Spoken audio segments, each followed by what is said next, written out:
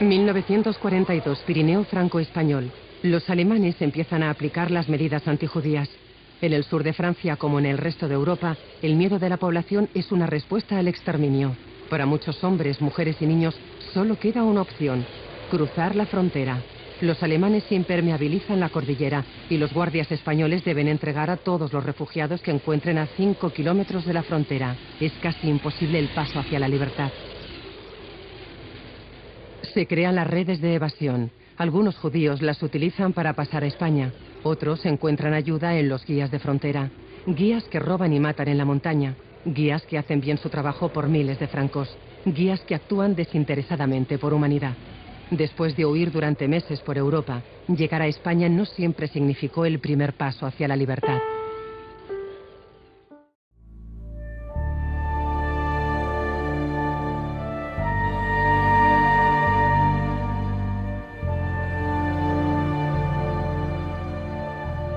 Muntanyes de Llibertat ens brinda l'oportunitat d'acostar-nos a aquestes muntanyes seguint els camins de l'exili republicà durant la Guerra Civil Espanyola i de l'Holocaust nazi en la seva persecució als jueus.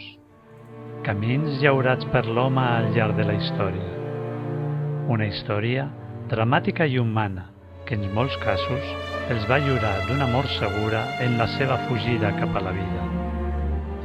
Aquest recorregut no és tan sols una travessa més pels Pirineus, sinó que també vol recordar i ser un homenatge a totes les persones que van patir persecucions per les seves creences o la seva raça, per les penúries econòmiques o qualsevol altre motiu pel qual es van veure forçades a travessar aquestes muntanyes. Sortim de Graus per un camí molt còmode i seguim un variat bosc caducifoli que ens porta a les bordes de Noarre. Les bordes eren utilitzades per cuidar els ramats i segar l'herba durant els mesos d'estiu fins que la neu els obligava a tornar al poble.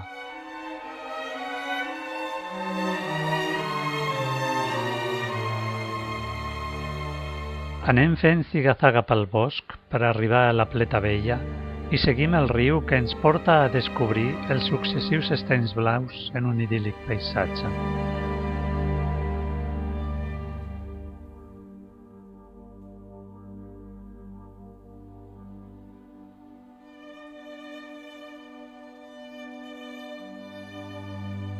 Arribem a l'alta muntanya més ferèstega i, opcionalment, podem pujar al pic de Sartascan, que ens ofereix unes vistes extraordinàries, des de la Pica d'Estats fins al llac més gran del Pirineu, el Certascan, amb 1.200 metres de llargària, 600 metres d'amplada i 102 metres de profunditat. El trekking té 4 etapes en les que caminarem unes 7 o 8 hores i dormirem en 4 refugis. Tot i no ser tan complet, també podem fer recorreguts molt més senzills i accessibles a tothom, que només ens demanaran un parell de dies o unas horas de camí. En estas dos cárceles del municipio de Sort eran encerrados durante unos días los refugiados capturados en el Pirineo. Hoy, en ese escenario, se ha levantado el Museo al Camí de la Llibertat. Según el historiador Haim Avni, 37.500 judíos de numerosas nacionalidades pudieron atravesar los Pirineos entre 1939 y 1944.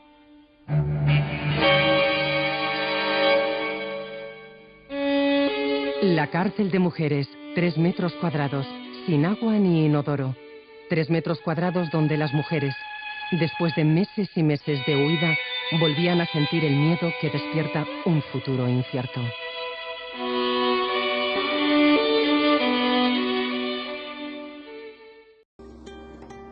Del refugi de Certascan passem pel costat de la seva cascada i després caminem envoltats per multitud d'estanys de gran bellesa, com el Romero de Dalt, el Senó, el Colatx i els estanys de Guiló.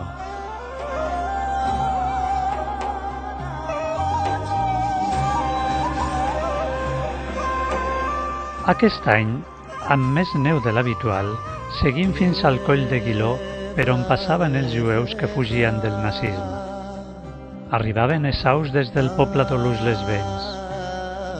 Un cop travessada la frontera, en alguns casos eren novament deportats, però en altres ocasions, amb molta més sort, es van salvar dels camps d'extermini. Se'ns posa la pell de gallina recordant les històries cruentes que hem llegit mentre vas fent camí.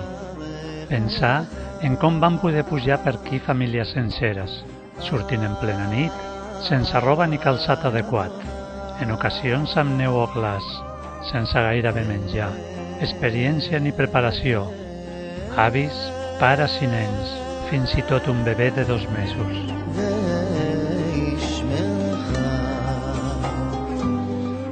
Arribem així a la Cascada d'Ars, probablement el salt d'aigua més estètic de tot el Pirineu, i seguim el bosc fins a arribar al poble termal d'Olus-les-Vents.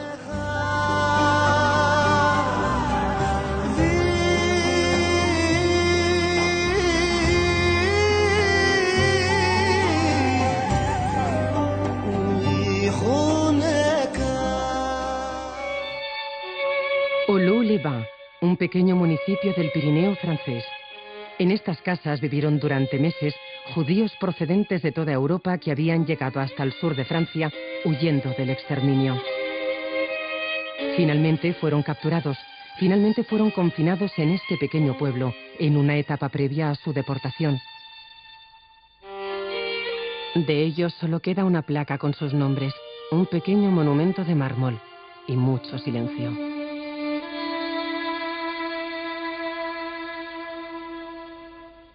Algunos esperaron la deportación en el hotel, otros en casas vacías. La señora Jean Gonat, con tan solo 21 años, fue una de las personas que decidió cruzar judíos a España para salvarles de la deportación. Jean sabía lo que podía ocurrirles si la cogía la policía nazi, seguir la misma suerte que los refugiados judíos, pero ayudó a su padre a cruzar familias judías que habían sido recluidas en el pueblo por los nazis. El refugi Le Presbytère antigament era la casa del cura. El camí s'endinsa en un paisatge ple de petites cascades. La pluja i la boira molt presents a l'Ariès manté un alt grau d'humitat que afavoreix la proliferació d'una vegetació atlàntica exuberant. Anem envoltats per boscos de faigs i avets de grans dimensions. Arribem a la zona de prats d'alta muntanya i passem la petita estació de Goussainès per endinsar-nos novament a les olors de l'humus del bosc fins a Vidus.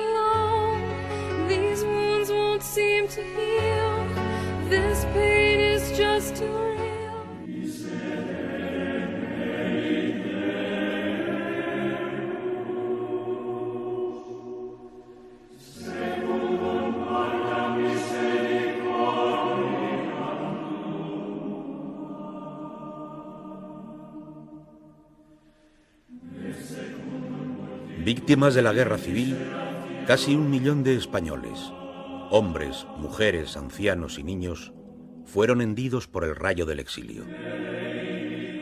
El exiliado, el que en penosas condiciones se ve obligado a abandonar su país, el que es acogido en otro lugar, debe hacer perdonar su presencia a fuerza de humildad y servidumbre.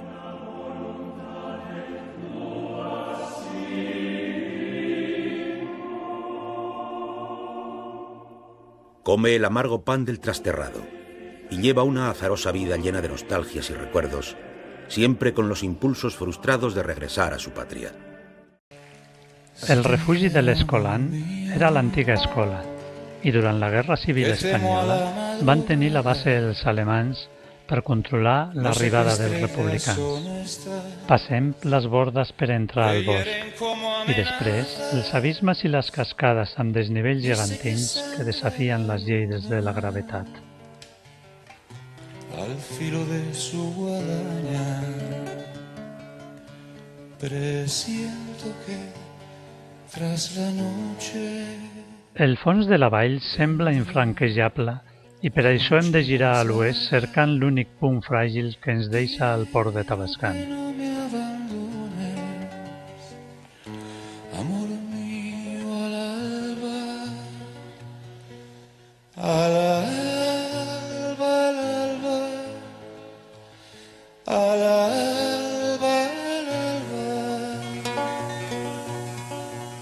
El vessant català, molt més dolç, ens ofereix uns pendents més suaus per anar recuperant forces.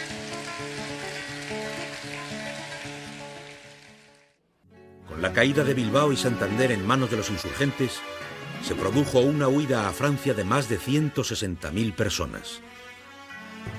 Muchos combatientes volvieron para seguir luchando. Algunos civiles fueron acogidos en colonias y por familias francesas o de origen español, pero la mayoría fueron devueltos a la zona republicana. En la primavera de 1938 se quebró definitivamente, a favor del ejército franquista, el equilibrio entre los dos contendientes. El derrumbe del Frente Republicano del Alto Aragón arrojó a las fronteras francesas a otras 25.000 personas. Pero la gran oleada de exiliados se produjo a raíz de la caída de Barcelona en enero de 1939.